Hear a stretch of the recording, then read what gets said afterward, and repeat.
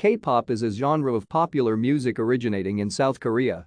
While the modern form of K-pop can be traced back to the early 90s, the term itself has been popularized since the 2000s, replacing the term Gayo, which also refers to domestic pop music in South Korea.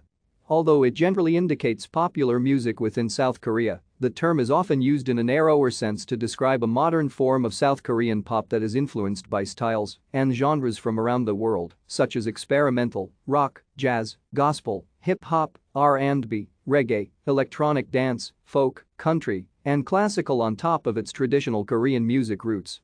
The more modern form of the genre emerged with the formation of one of the earliest K-pop groups, Seo Taiji and Boys, in 1992. Their experimentation with different styles and genres of music and integration of foreign musical elements helped reshape and modernize South Korea's contemporary music scene.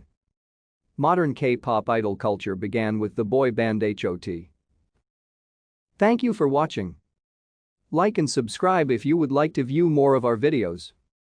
Have a nice day.